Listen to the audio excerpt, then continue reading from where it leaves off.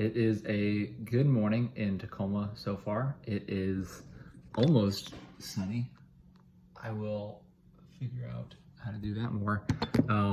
But right now you get whatever you saw right there. I posted one of these, and the other one's having trouble actually getting onto my phone, which is interesting. So I will figure that out because I need to post it. Because I'm also pretty far behind in these. I don't know when the last one was, but today is March 15th, which I have a feeling it's been about a month's worth of not doing one of these, and it's a really good time to go and do one. There's a lot of stuff going on that would I would like to regularly journal about, but I am going to talk about it and hopefully verbally process with the person that I know best, which is Trevor. And so whenever I look back at this, I'll be like, cool, you either made the right decision, or maybe there was a better decision that you could have made as well. So what had just happened recently in my life is I went on a 3-state journey, I would say, one to Denver, one to Kalispell, Montana, and one to Chicago, Illinois.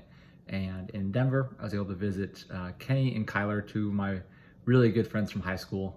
Shoot, two of my really good friends from college, and specifically one dorm in college that we hit it off. And so I was supposed to see Kenny earlier this year, but I got COVID, and so I missed his proposal. And so this was kind of a good middle ground that I was really surprised that I was able to make. Denver has really cheap flights to their airport, which is phenomenal. So with that, I was able to go to the airport and meet them for a little while into checking out two of the churches that are interested in me. One is Kalispell, Montana, and one is in Downers Grove, Illinois. And those visits were both really good. I take that back. It took me a little bit to make sure that I could say that they were good. The Kalispell one was great, full of people that I love to talk to, full of mountains, which was actually a lot cooler than I remember seeing, because I just have one now, and it's not just have one mountain sounds like. I'm pretty spoiled, but yeah, understanding that I would be losing mountains is kind of scary to me.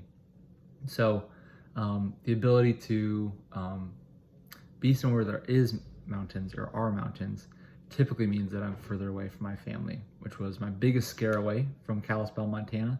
But I was able to, or I didn't do anything actually.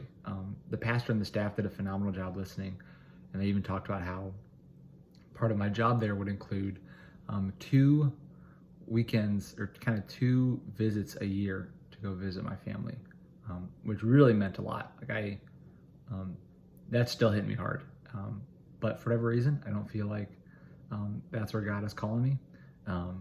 And so I'll talk about the Chicago one in a bit, but ever since the visit, it has been like go, go, go. It has been a time where I would like to go and chill out for a bit, but I have no moment to rest.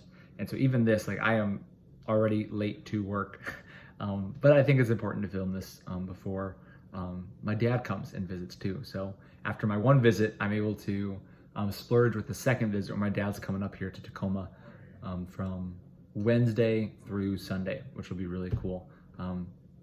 Yeah, it's interesting because I am really excited about this, but when I think back and look at some of my old journals, there's a lot that I struggled with my dad in terms of his, how do I say, lack of laziness is the word I tend to use, as well as just not having like the wisdom to give to me in a lot of ways. He's very much a supporter compared to someone that will go and push me, which is a difficulty for me, and especially when I was not in the middle, but when I was in Nebraska and he was really struggling with my sister Rachel, that's when that really got me. So the odd thing is I don't know what's changed, except for probably myself, and my ability to love your parents more and more the more you get in trouble and the more you figure out that you need them.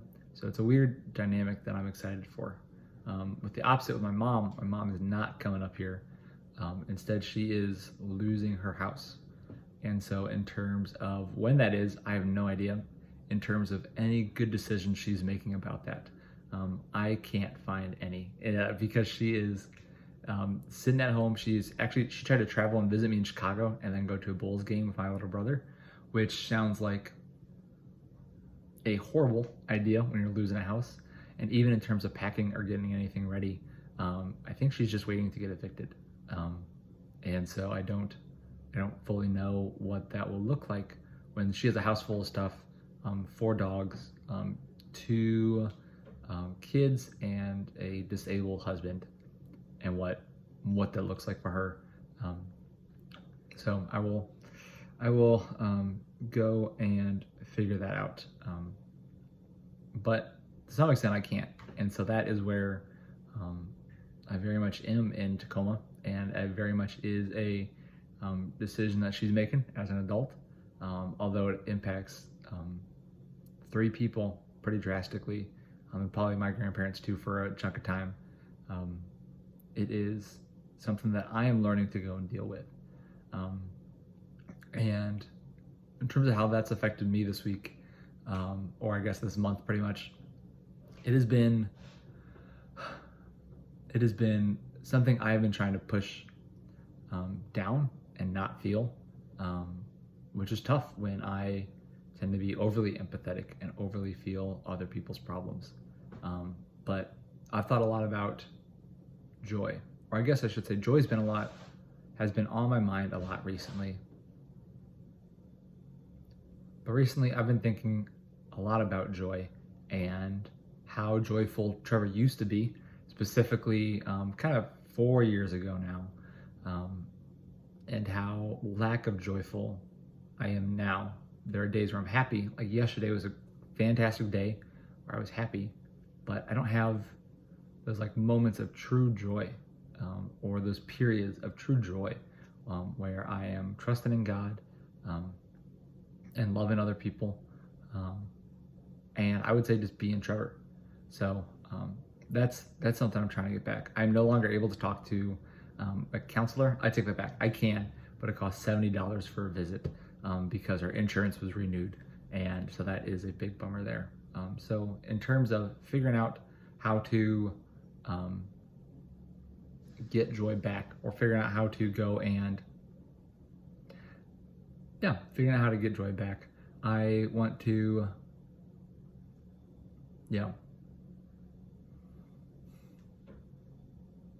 so in terms of figuring out how to get the old Trevor back to some extent, or at least just to be joyful instead of happy for maybe a day or two, I'm really hoping that happens soon, and not just waiting for my next job.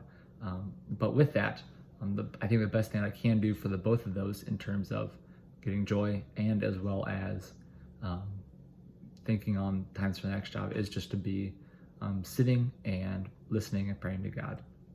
And I think that's worked out really well for me, in terms of I feel like I've understood God's calling for me in most things in life, with my prime example being that I have wanted to be a DCE since 4th grade, and I felt like that was very much a call from God and something that He has led me towards. And when I have 3 job opportunities in front of me, excluding Montana, I am curious just to which one He'll pull me towards, whether it's Emmanuel Downers Grove in Chicago, Concordia Kirkwood, my home church, or St. Paul and Peachtree City, Atlanta. And I don't know. I would like to go and take time to pray and sit and think on it. Maybe this video is actually a very good way to go and not do it, because I could be praying and listening to God for 10 minutes and being still, but instead I am talking to myself, which is pretty funny.